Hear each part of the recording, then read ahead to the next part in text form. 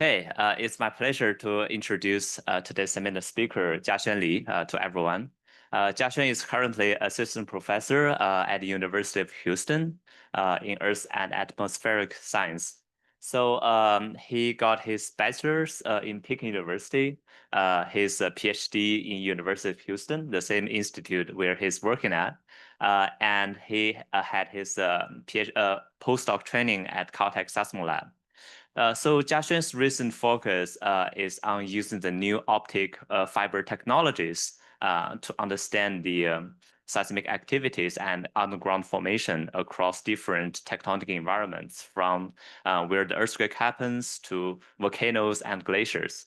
And I think today Jiaxuan will bring us with a new concept called fiber optics geodesy. Let's welcome.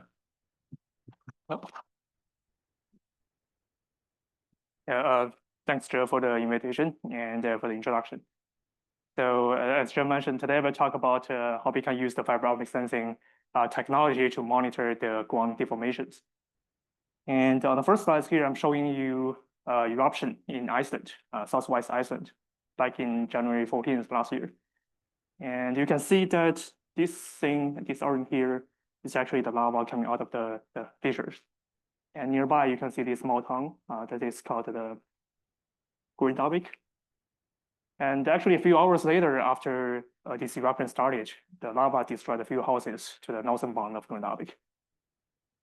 And in the back, you can see this white steam. That is the steam produced by a geothermal plant, and which is providing the hot water and also electricity to the local community. And next to that geothermal plant, there's actually a very famous resort called the Blue Lagoon, if you have ever visited there. And in the back, you can see Grindavík. That is the capital of Iceland, the Reykjavik. So you can see like how this eruption, actually this eruption is one of the 9 eruption sequence in the past 2 years. You can see how this eruption is interrupting the daily life in Iceland, and it's strengthening the infrastructure, causing a lot of geohazards. And in this talk, I've shown you how we can use the telecom fiber optic cables to monitor the ground deformation at a minute time scale, and such that we can use this technology to provide early warnings for the volcanic eruptions, and more importantly, to image the magma intrusion at an unprecedented high spatial temporal resolution. Okay, first of all, the volcanoes are not so rare on our planet. On average, there are around 50 active volcanoes that are erupted every year. And so this year, we already have 46 volcanoes erupted. You probably already see the news that earlier this year in Greece, in the Central Indian island, there was a so-called seismic crisis. And this seismic crisis was actually caused by a magma intrusion event. And it has caused the lockdown of the tourism, and also they closed the school. So it's causing a lot of interruptions to the local community. You may also see this video. This is the eruption in Mount Etna in the summer. You can see the tourists are running away from this eruption, but luckily no one got injured or from this eruption. And this is the lava from the November eruption last year in Iceland. It's the same one of the eruption sequence I mentioned in Iceland. You can see it's destroying the road. And that blue thing, this is the Blue Lagoon. So Iceland is really like a fascinating place. It's sitting on top of the mid-ocean ridge between the Eurasia plate and North America plate. And it actually has a lot of active volcanoes. So it has 33 active volcanoes, but remember that the total population of Iceland is only 300,000 people. So every 10,000 people, they own an active volcano. So it's a fascinating place.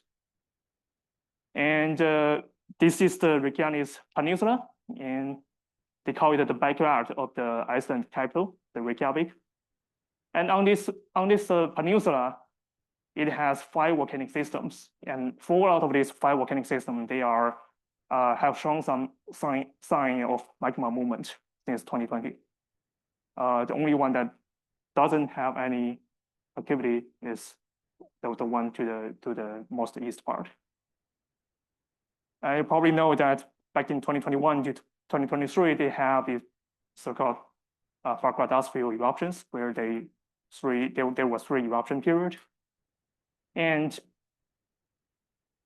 from 2023 December to 2025 this year, in the so-called Swazingi volcanic system, right here we already have 9 eruptions. And how do people, the local agency, the monitoring agency, monitor those volcanoes? Of course, first thing is that we use the geodetic techniques. Like right now, the most useful technique may be the satellite-based, for example, including the GNSS and also the INSAR. And from this geodetic measurement, they can reveal that these eruptions, all these 9 eruptions, first of all, they start from this 2023 November dike intrusion. And from this geodetic measurement, they can see that there are like 2 periods for this volcanic eruption to happen. First of all, they have this so-called inflation period, where the magma has been accumulating in the so-called magma domain or the reservoir. You can see that from the displacement, all the movements are pointing outwards from the central point, and also based on the INSAR measurement.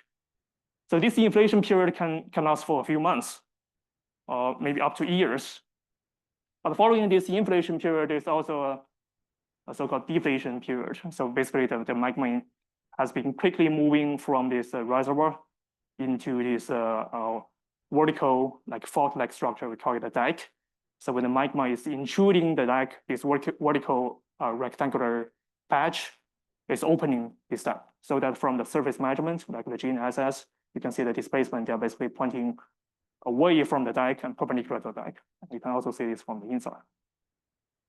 And of course, like for this volcanic magma intrusions, there are also a lot of earthquakes.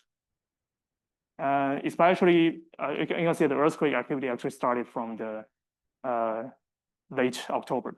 But starting from November 10th, where the magma intrusion started, you can see all the earthquakes. They are basically distributed along this vertical dike. So that is caused by the magma intrusion, either caused by the magma creating new fracks in the dike, or maybe due to the stress effect of the magmas caused near the crack tip.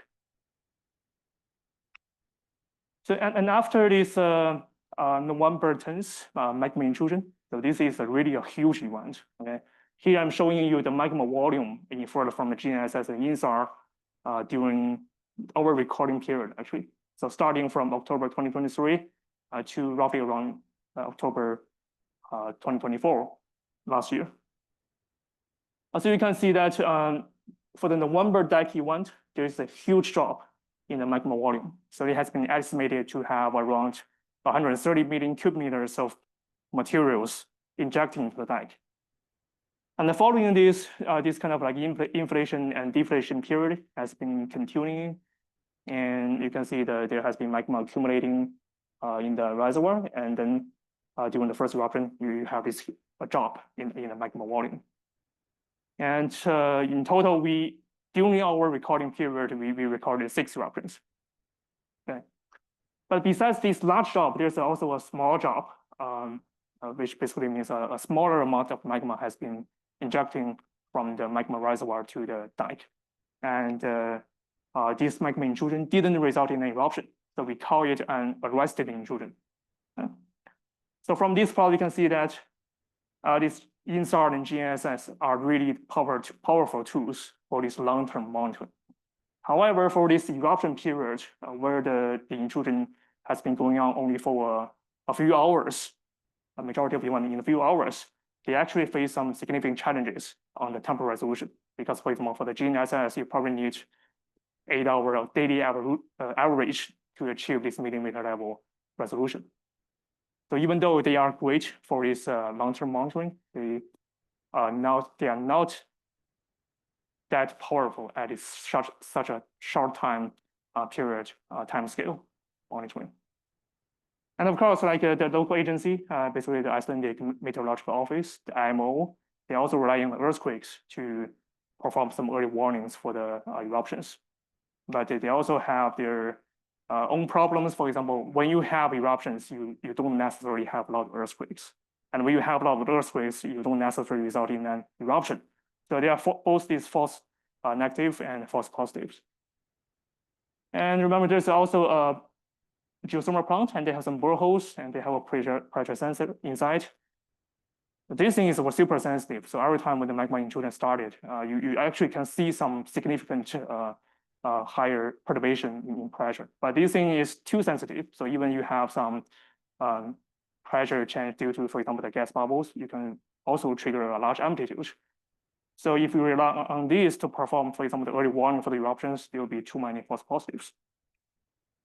And here I'm showing you how we can use another technology to fill this gap in the temporal resolution and provide a very robust early warning, and second, a very good resolution of this magma intrusion process.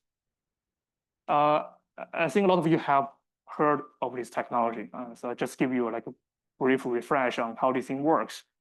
So we are using this distributed acoustic sensing, or we call it a DAS. And this is we use some instrument called the DAS interrogator, and this instrument is capable to convert the, for example, existing telecom fiber optic cables into a really dense array of strain sensors. And how it works, basically from this DAS interrogator is sending laser pulses into the fiber optic cable. And because within this fiber glass, it has some intrinsic fluctuations in this refraction index. And this will cause some so-called really backscatterings. And when the fiber is experiencing some strain change or some vibration along the fiber, it will actually cause a phase change in the really backscattering. And this DAS interrogator can tell this phase change and then can map it to the strain change along each small segment along this 100 kilometer long fiber cable. And nowadays, we even have a more powerful instrument that can interrogate up to 150 kilometers. So basically, 100 kilometer of fiber here means 10,000 channel, 10,000 sensors. So very dense, and it's a permanent and continuous recording of the either the seismic wave field or the ground deformation. So a few days after the November 10th, 2023 dike intrusion event, our group, actually the Geodetic group, Joan's group, deployed this DAS interrogator in Grindavík, near the airport right here. And we convert this sign line, so which is a 100 kilometer long telecom fiber cable, into a dense DAS array with roughly around 10,000 channels. So every 10 meters, we have a small sensor. That's really, really dense array. And actually, I visited Iceland. Actually, we went to that town, Grindavík, in May last year. And this pink cable is actually the cable we are using. The fiber is residing in one of the conduit within this pink cable. And this is my colleague, Shen Zhang, is currently a postdoc at Caltech. And at that time, we were trying to perform some like RTK survey, try to compare both these RTK signals and our fiber strain signals. So we were really lucky. So basically, we perform an experiment before the eruption happened. We don't know if it will happen. And we perform another experiment after it happened. And this is our second campaign of the RTK survey. So this is the eruption going on, probably 1 kilometer away. So from this plot, okay, this is our fiber cable, and this right line is actually the dike. And we know that when the dike is opening, it should have caused a lot of ground deformation. And the question is whether we can record this kind of deformation along the fiber cable. So here I'm showing you our DAS recordings during this second eruption happened on January 14th, which is actually the same one that I showed you in the very first slides. So this is a high frequency signals, like a bandpass filtered from 1 to 8 hertz. So this is normally the frequency band we are looking at when we try to see the earthquakes. So this is a 12-hour window. Horizontal axis is the time, vertical axis is the channel axis. And this small section around channel 3500 is the section where the fiber is crossing the town of Grindavík. Okay? The red line here is the eruption time. And all these vertical, like solid lines, they're actually earthquakes. And if we zoom in to this 2-minute window, you can see very clear earthquake signals. Actually, if you zoom in, look really carefully, you can see both the P wave and S waves. But if we do a very simple low-pass filter, like if we occur longer than 100 seconds, then we will start to see some persistent red and blue color showing up in the background. And here I'm showing you the deformation rate. So the amplitude here is the microstream per second. So when you see this persistent red and blue color in the background, and this is deformation rate, if you integrate over time, you basically get a permanent stream. So that is the static signal, the geodetic signal caused by the magma intrusion. And we can see this more clearly by performing some denoising to remove the effect of the earthquakes, vehicles, and some temperature effect. So this is the denoised low frequency signals for the second eruption. And we actually see similar signals for all the other 5 eruptions during our recording period. And also, we see this signal from this arrested intrusion. If you remember in the previous slides, there's a very small drop in the magma volume. That's the signal caused by the arrested magma intrusion. And you can see that its amplitude is actually weaker than this eruption events.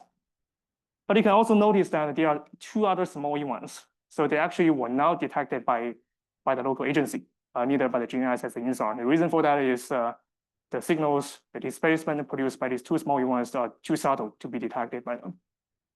And to make them visible, I actually amplify the amplitude by a factor of 10.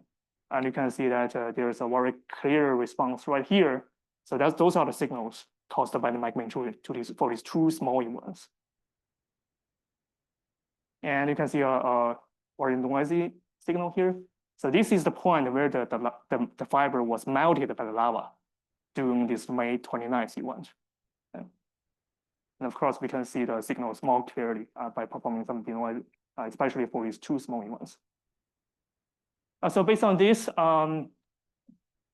one critical observation is that for all these eruption events where these white lines, these vertical red lines represent the eruptive time.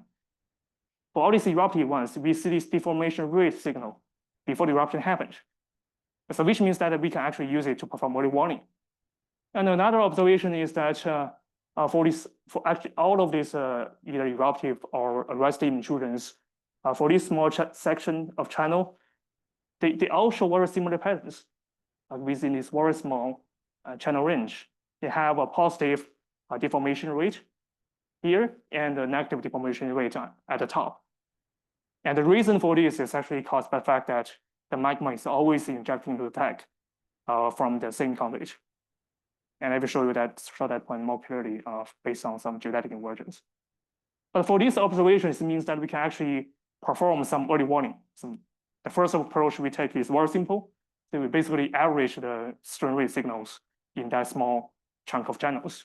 And this is the average, the 1D time series for all the recordings. As here I'm showing it, starting from December 2023. So from this plot, you can see something like a few different things. First of all, we can see these very sharp data gaps causing a lot of spikes, but when during the real-time processing, they can be easily removed. We can see like this is caused by the fact that the fiber was accidentally broke by a technician when they're trying to do some maintenance on in the manhole. But more importantly, we see these eruption signals, and you can see they have a quite strong amplitude compared to this small arresting intrusion. And actually, based on this small arresting intrusion and these previous 3 eruption ones, we were deploying like a automatic early warning for the volcanic eruptions. So basically based on this amplitude. So it's a very qualitative way to perform this kind of warning.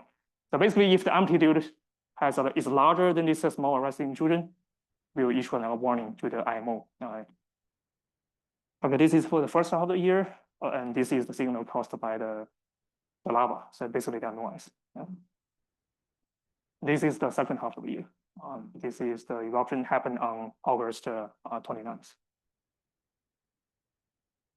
And of course, we performed early warnings for the volcanic eruptions. And initially, we were taking a really, really simple approach. We performed this real-time processing of these low-frequency data signals, perform some denoising, and then we upload this low-frequency data or geodetic signal records to this Google Drive. So we make these plots and we upload this to the Google Drive. And this is the plots for the May 29th eruption. And at that time in Iceland, they actually have a geothermal conference, and suddenly there was some warning from the earthquake. There's an increased seismicity. So this is the department head of the in charge of the earthquake and volcano monitoring in Iceland. And then based on these things, they sit together and they start to look at these fiber signals. So whether we can see some signals from the fiber that are maybe caused by these magma intrusions. And when they see this, these signals at the bottom is actually the low frequency data precursor. So these were actually produced in real time. And a few hours later, I got a text message from Vala saying that this that the fiber has been destroyed so we lost the connection. At that time, I was actually doing this field work also in Iceland on top of a glacier. And this is my fieldwork site in the Langjökull glacier, and this is the eruption site in Grindavík. So I'm only like 100 miles away from the eruption site when I was doing some fieldwork on glacier. So it's kind of a very unique experience in my life. Yeah, just as a recap of how we perform this real-time monitoring and early warning during our recording period, mainly in year 2024. So we started recording in November 20th, 10 days after that November dike intrusion, and we stopped recording in November 14th, 2024. And we started this real-time processing since February. We were sharing those low-frequency images. And starting from April, we set up this automatic early warning system. And for this May 29th eruption, we have a 30 minutes early warning. And for the August one, we have a 26 minutes early warning. And here's how it works. So we have this email. And actually at that time, I was having a group meeting with the Caltech group, Jungwon's group, and then received this email. I saw that there may be something wrong with my code. But a few tens of minutes later, they sent me this email saying that the eruption indeed happened. So I was really excited about this thing. But of course, like for this kind of early warning, we were qualitatively using a small chunk of data. But the information brought by these low frequency signals or deformation signals around the fiber are much richer. For example, for these eruptive ones, we can see that they show some really clear spatial migration patterns, especially for the second eruption. You can see initially this red and blue colors, they are more spread along channel axis, and then they get more and more concentrated around channel 3500. So that is the section where the dike is crossing fiber. So from this, you can immediately tell that the source for this deformation is actually moving closer and closer to the fiber cable.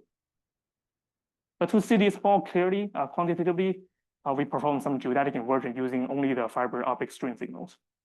And in our forward model, we assume that this is composed of two parts. One is this vertical dike. Depth is 6 kilometers and length is 14 kilometers. It's roughly along this direction, crossing the fiber, crossing the tongue. And we also have another deflating market source, the point source. But in the following, I will mainly discuss results from the dike opening.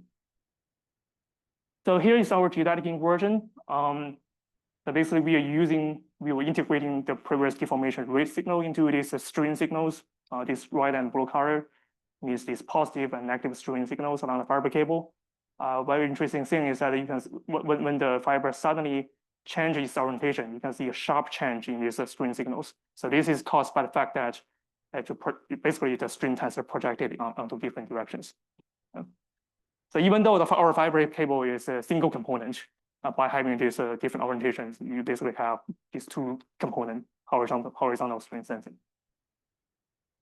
And based on our forward model, we perform this inversion only on the string, no GNSS, no INSAR. And this here is the inversion result. So this is the distance on the strike. This is the southwest, basically this point, and this is northeast at this point. The color here represents the opening, the displacement opening. You can see the opening is quite large. It's actually more than 1 meter. And the earthquake here are actually also independently determined from the fiber signals. And this thing was actually performed by Zhe Wei, which is currently a postdoc in our institute. And he came here like 2 weeks ago. And this is the data fitting for the string signals. The blue line is the observed string along the fiber, and this right line is the model string using the dike and also the multi-pulse. Yeah. And one interesting observation is that for this maximum opening, you can see that it's actually coinciding with these orange lines. So which are the surface lava fissures? That's the place where the lava is coming from. And you can see this maximum displacement matching this surface fissures quite well. But the surface features are mapped independently by the Jones survey, which means that this inversion is making a lot of sense. Right? And that is just the inversion for one time snapshot. And actually, we can perform this kind of inversion for many different times, such that we can infer the intrusion, spatiotemporal evolution of magma. And here is the inversion. I'm showing the results after every 5 minutes. You can see how this opening is evolving over the time and how the earthquakes are evolving together with the opening. And here is the data feed. You can see that both the amplitude and also these polarities can fit quite well at different time. Yeah. So this is for the first eruption in December 2023. And I think this one is the most interesting one, is the one I'm showing in first slide is the January 14th eruption. So this is one that lasted the longest. So initially you can see this opening emerging at depths of around 3 kilometers. And this one is actually propagating to the south, getting closer to the town. So it's different from the previous one. The December one, you remember, is propagating to the north. Okay? And again, you can see this opening at the maximum opening is coinciding with the surface lava fissures. And again, this is the data feeding. For this data feeding, you can see a wide gap here. And this is caused by the fact that those really large string signals, they're not corresponding to the dike, not corresponding to the remote opening string response. So this is due to the formation of a local graben. And the string signal here is actually quite large. So if we integrate it, it's on the order of 1,000 microstring. So that is the largest string I have ever observed on mining data arrays in California, Iceland, Antarctica. And so to perform the inversion for the dike opening, we will simply mask this small section. And of course, we have this arrest intrusion. We know that for this small event, the magma didn't reach the surface, and we should expect to see something similar, right? So this is the inversion result. You can see the maximum opening is actually trapped at depths. So this is a very important thing because we can, of course, we can perform early warning. But based on this kind of inversion, we can actually tell whether this magma intrusion will eventually result in an eruption, and when and where this eruption will happen. Sometimes this intrusion may happen propagating towards the town, and sometimes actually propagating to the north. But either directions are actually quite dangerous to the local community. Again, this is a data feeding. We also have this very small arresting intrusion. So this is the smallest one that's happening in July. You can see the duration is roughly around 30 to 40 minutes. It's a quite short one, and its maximum opening is only around 1 centimeter. So this is a quite small event. You can imagine that you have something opening at a displacement of 1 centimeter, and you are detecting the signals, and you can use these signals to produce some inversion at a fiber that is like 10 kilometers away from this dike opening. So this is quite, I feel this is quite impressive with this technology. And also, for this particular event, this event actually happened after that May 29th eruption, where the lava actually destroyed the fiber. So to rebuild this connection, the local telecom company actually make a surface temporal fiber cable. So which means that the channel range has shifted a little bit because we have some extra fiber in the middle. And if you do not correct for that part, do not correct for that extra length, the surface temporal cable, your inversion will not make any sense. So which means that this thing is really more sensitive and meaningful. It's really telling us some physical signals due to this magma intrusion. And this is the data feeding. The reason that I'm asking this part is because all these range, they are some of them they are surface, the effect of the surface cables, and there are also some temperature effect. And then I will go through this snapshots, some key snapshots that can depict the magma intrusion evolution. So this is for the first eruption. You can see that how it's actually migrating. When you start here, it's migrating slightly to the north. But for the second event, the longest one, you can see it's migrating towards the town. And based on this, we can also track this local maximum for this separate peak, separate magma intrusion. And then we can tell the rupture, the magma propagation intrusion speed based on this observation. So initially, you can see that it's following this right point, and its velocity is roughly around 0.9 meters per second. But when it reaches to a shallow depth, it actually slows down to a speed of around 0.2 meters per second, so which is a quite an interesting observation. And this is for the snapshot for the third eruption. Again, this is also more towards the north direction, and this is that arresting intrusion and the fourth eruption. And we have this very another like small arresting intrusion, which were only detected on a fiber. And interestingly, for the eruption, the E5 that is after this E5A, you can see that initially the magma intrusion is the spatial distribution pattern is quite similar, but then it's propagating both towards the north and south. And this is that small arresting intrusion and the eruption after that. And this thing again is propagating to the north. So these eruptions are actually oscillating into different directions. Yeah. But before we explain why this is going to different directions, I want to first emphasize on the why these two small arresting intrusions were not detected by the IMO or the local monitoring agents. So based on this model, we can actually predict surface displacement for both the GNSS and INSAR. So this is the response of the GNSS near the dike. So this length means 2.5 millimeter. Remember, this event happened within like 40 minutes. So this is basically below the noise level of the GNSS. And also we can predict the line of sight displacement, convert it to this red phase. So basically it is covered by noise. So that's the reason that why these events were not detected by the satellite-based conventional geodetic methods. Okay. And why these eruptions are actually going to different directions. This can be seen by like plotting this accumulated opening.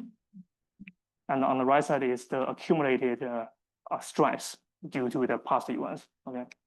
And here, the panel A, the first plot in this two sections is actually the opening from the November 10th dike intrusion. Remember, that is the largest event that we have that has been occurred on this in this volcano system. And on the right side is the stress effect caused by that intrusion. So here means the maximum opening in displacement, and this blue here means the stress, the compressive stress. And when you see intruding, it's also creating this extensive stress at our shallow depths. And on top of this color plot, I'm also adding this counter line. So this is the displacement counter line for the first eruption. And you can see that it's trying to fill this opening deficit or this opening stress regime in the shallower part. And for the second plot, the color here is actually the accumulated opening or the accumulated stress from the November dike intrusion plus the December, the first eruption. And then I'm plotting the opening counter line for the second eruption. And similarly for the later events. So basically, you can see that these contour lines are actually trying to fit into this dike opening deficit, and also trying to go to that more extensive stress regime. So basically, all the previous eruptions, they are affecting later ones. And perhaps based on something like this, we can tell where the future eruptions, where the future magma intrusions will go, either to the north or go to the south. And also, based on that inversion result, we can tell how the dike volume has been evolving, how this volume of the injected magma, what are their temporal evolution. So on the top, I'm showing you the dike opening volume, and bottom is the temporal derivative, the dike volume rate function. And I'm aligning these different events by the eruption time for these eruptive ones. And for the non-eruptive ones, first of all, the amplitude is very small. And second, basically align them based on the shape of the moment, the dike volume rate function. And one interesting observation for this dike volume rate function is that besides the second eruption, all the other 5 eruptions, they show a very similar pattern. First of all, their dike volume rate reached to the peak before the eruption happened. And if you zoom in, you can see that it's reaching to the peak roughly around 15 to 22 minutes before the eruption happened. So this is quite interesting. So even though that the magma intrusion is injecting and propagating into different directions, the dike volume rate is evolving with a similar pattern. And to understand this, we perform a very simple model to try to model the dike volume rate evolution. And this model is composed of 2 parts. One is the chamber, a dike, our pressure in the chamber. So basically there are 4 variables: our pressure in the chamber, our pressure in the dike, and also the dimension of this dike. So we are modeling this dike to be an opening ellipsoid that's starting from these types and it's growing to the surface. Yeah. Yeah.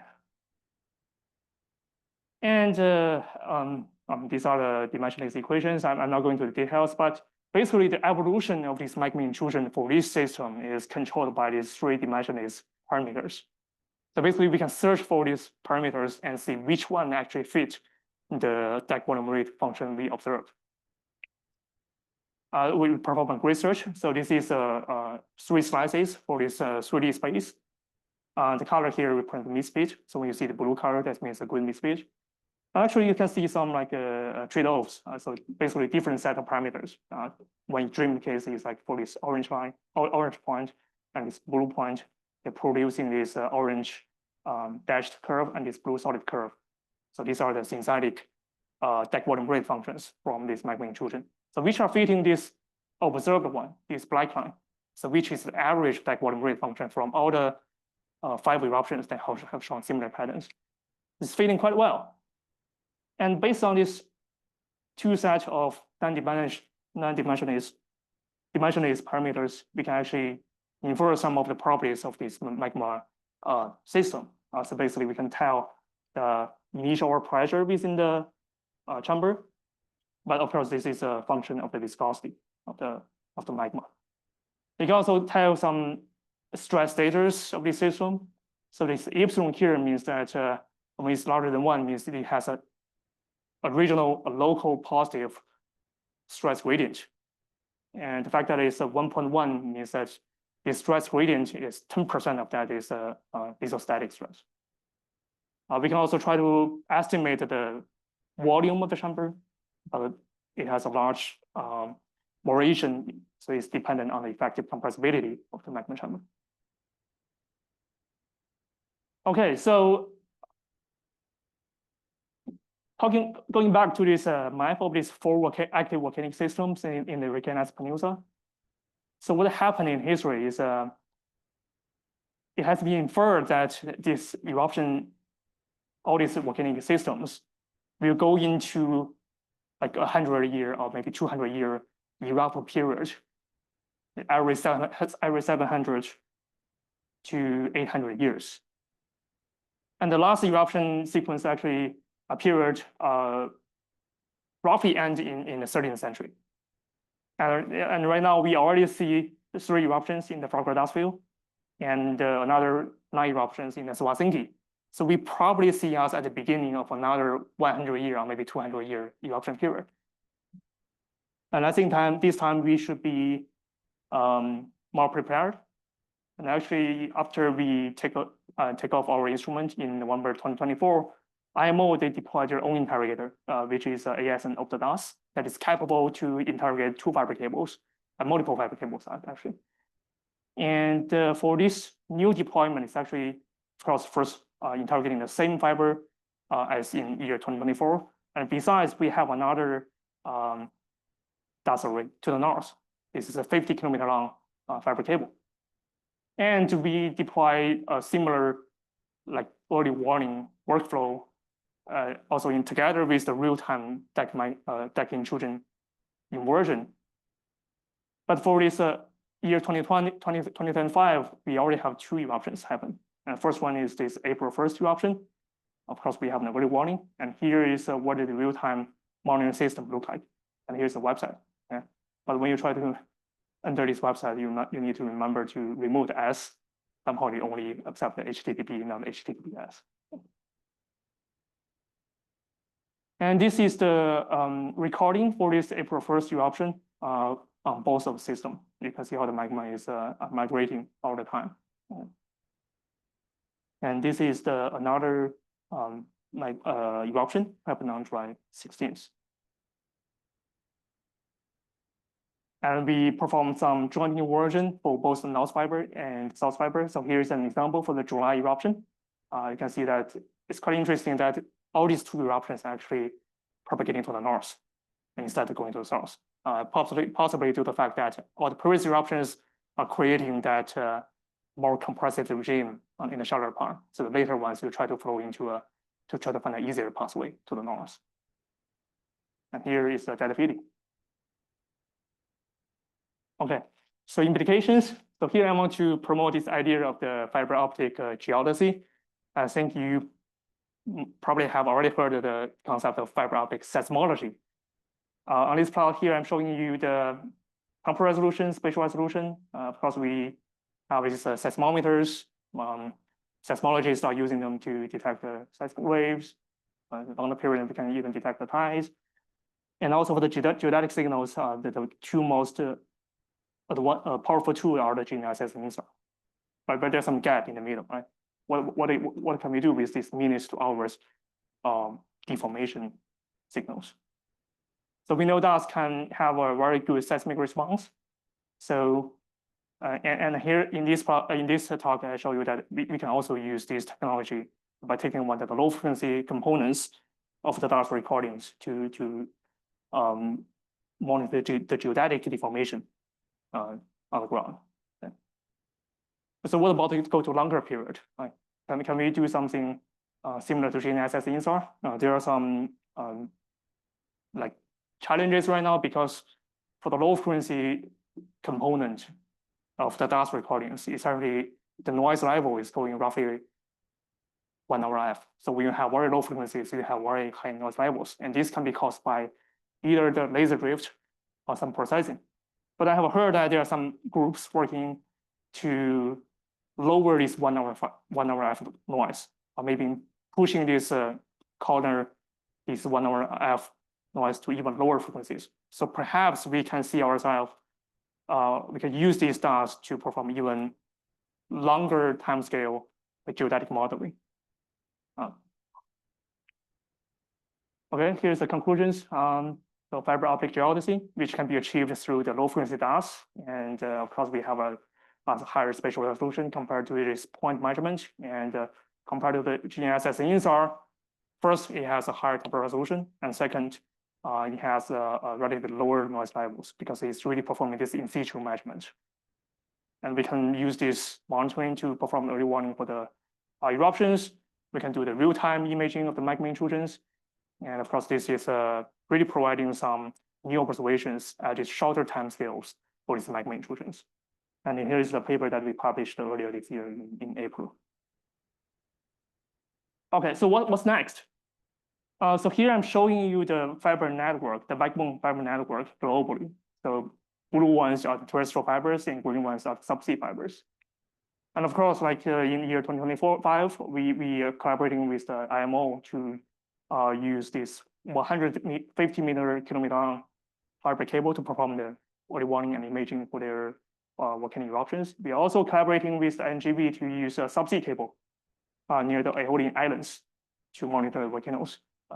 Also monitor seismicity, perform the imaging, and also the National Observatory of Athens in Greece.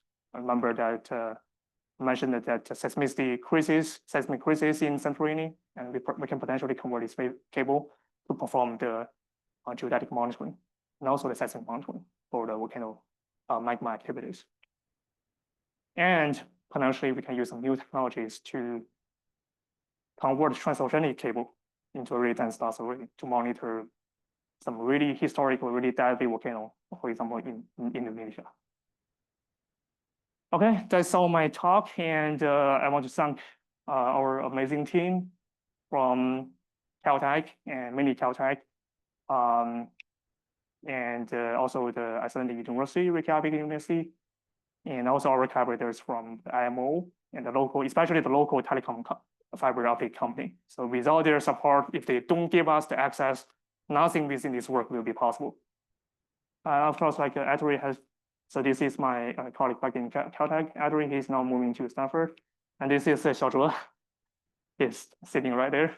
He's, and this is Zhongwen, our PI in the Caltech team. Yeah, thank you.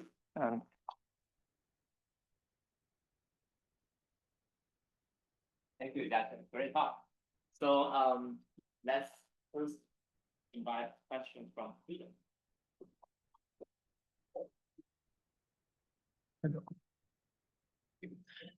Fantastic talk. Oh, sorry about that. You mentioned with the cable that was destroyed by the lava flow that there was a temporary surface cable that was installed. Yep. The noise that was generated by that cable, did that only have to do with surface temperature changes? Was there any road noise or other? Is that is a lot of that noise insulated by underground cables usually? Yeah, that's a good point. So the surface cables, as you mentioned, the majority of the noise will come from the temperature. So the cable buried in the ground, I think the depth is roughly around 1 meters. They are relatively good isolated, well isolated from the temperature effect. But if you zoom in, if you use a really clipped color bar, you can still see this daily variation. So that's the reason that we perform that denoising. And we can remove these like background diurnal changes. Yeah.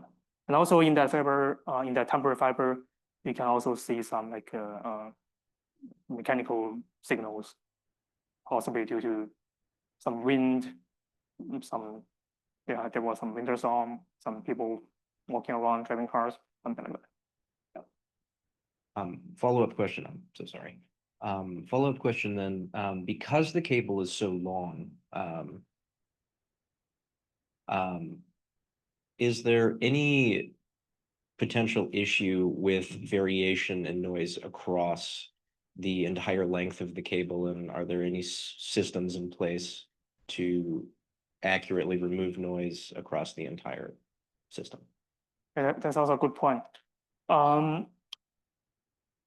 During our recording period, we do see some changes in the slight change, mainly due to the splicing when they perform some maintenance work. So basically, you can see that along the fiber cable, before they perform the splicing, it's pretty quiet. After they perform the splicing, they introduce a strong local reflector at the splicing point. So that will induce a very locally strong amplitude, with a very strong noise, but we can remove that. But for the channels beyond that point, I didn't see the significant change in the string, like for example, string spectral density. There's nothing like that.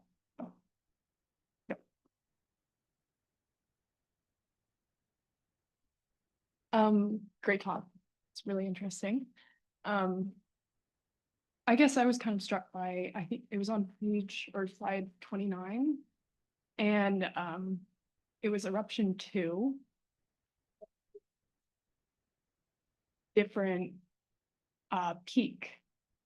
And I guess why is that one so much different, and how can you look Okay, I think you are by 29? Yeah. you're talking about this, right? At slide 29, it showed like the peak is 24. Oh, you're talking about the volume rate, The right? volume is like so much different. Still have a second peak that Yeah, right.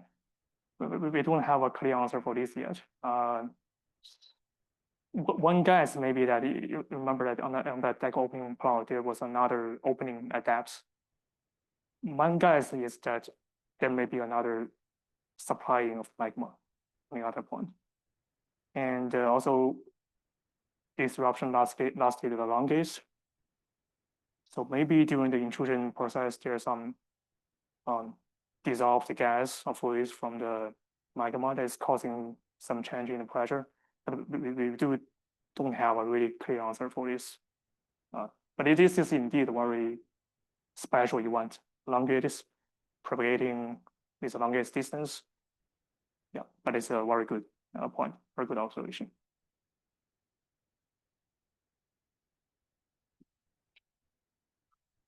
Hi, I like your talk. So I think a few slides before this, you showed like the intrusion like plot, and then there's like the seismic data overlaid on top of it.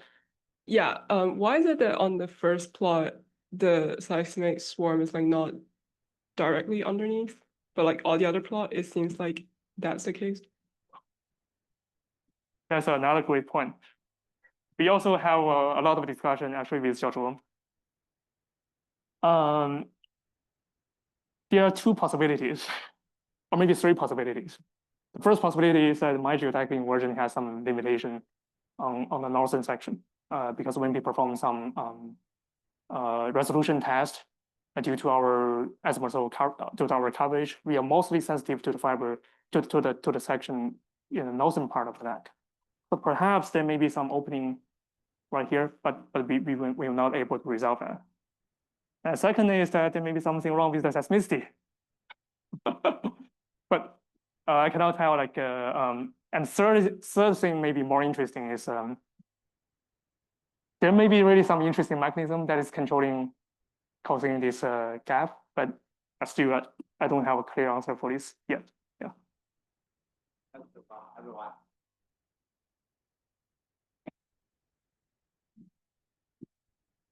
Very interesting. So following this question, so that's also one of my major question. So I saw a big obvious discrepancy between the seismicity and the intrusion anomaly spots. So is that potentially caused by velocity error that further caused the inaccuracy of the seismicity location? Yeah, that's a good point. Yes, Okay. maybe the velocity can play a very strong role in determining expected depths of the earthquakes. So ideally, I'm not sure. I just guess. Ideally, if the seismicity should be like right on top of the spot. In this case, should be right below the. Right below. But the slightly like has some very slight depth difference, but should be below. Yeah. Right below. Yeah. Okay. My next question is, so I saw the criteria to issue the early warning for volcanic eruption is the spike, like the amplitude anomaly on your DAS data. So I also saw the anomaly is very spiky. So my question is, what if you have some noise, just spiky noise? And then that has some similar like amplitude level. And is that possible to also trigger false alarm? It is possible. Possible. But first of all, that spike is that signal looks spiky because we are looking into a week data. So if we zoom into like say like 8 hours, it's pretty smooth. So you can see the pattern very clearly from, it must be the signal caused by the magma intrusion. But there's another good point is that indeed there are some other spiky signals. And actually there were some, I think 2 months ago, there was a false triggering due to some people doing the maintenance work. Yes. And basically beyond that splicing point, everything would be super noisy. You send an early warning email, but when you look into that low frequency dust plot, you immediately know that this is not intrusion. This is just fiber break. And the final question, critical actually, what's the precision and recall for your warning system? I don't have a number, but I can tell you because it's basically. Yeah. For example, like if we automatically detected 100, and out of the 100, how many are true? First of all, we only have 9 eruptions. Yeah. So I can tell you like, so basically for the May and August eruption in August, we perform the early warning. And for the 2 small rusty intrusions, we see earthquakes, and we see that very strong, small strain signals. So we know that they're not eruptions. And for the 2 events this year, for the April eruption, we performed an early warning. And for the July eruption, that one actually didn't have any early warning. But I performed the imaging for that event, and we do show that the magma is indeed getting shallower. That's missed event. Yes. Yeah. And plus, there was another false triggering due to that fiber splicing event. So you can calculate numbers based on these things. About 7 out of 9, something like that. Okay. That's pretty amazing. Thank you. Again, like this early warning is still they are really relying multiple monitoring capabilities like this strain signals, seismicity, also their GPS and the borehole pressure sensor. But when the weather is really bad, when they have some snowstorm, I think this thing may be the most robust way because the seismicity, because those earthquakes, they are below the noise levels. We have a remote question from Anna Titova asking what interrogator units were used in the study. The first 2024 is using the OptaSense Quanta-X instrument, and the 2025 is the ASN OptoDAS. So it's the 2 different interrogators using 2 different interrogating technologies. One is a laser pulse, the other is a laser sweeping frequency, but they can both detect these strain signals. Okay, we have a second part. Was sensitivity of DAS analyzed relative to new low and high noise models, NL, NM, and NHNM? There was another paper on that. I mean, it's probably easier for you to refer to the paper. There was something called a comprehensive analysis of the, I forgot the full name of the paper, but that paper is by Zhe Jia from Geodetic. So it's probably easier for you to just look at the noise levels of the DAS compared to the new low frequency and new high frequency. Yeah. So,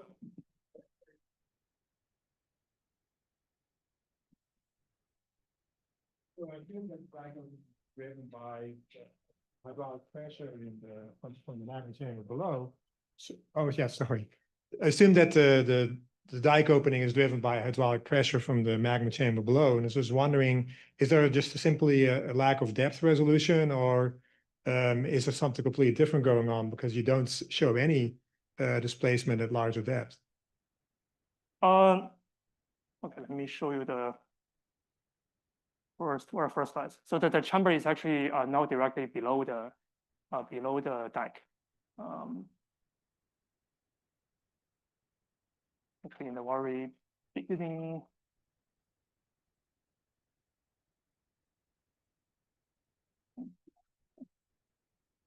Yeah.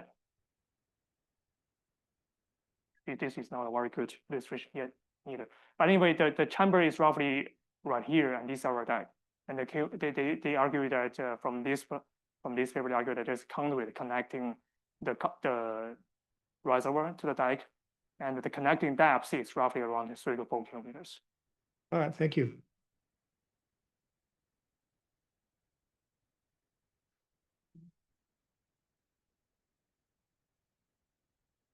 So I have one question. So I see that. Oh.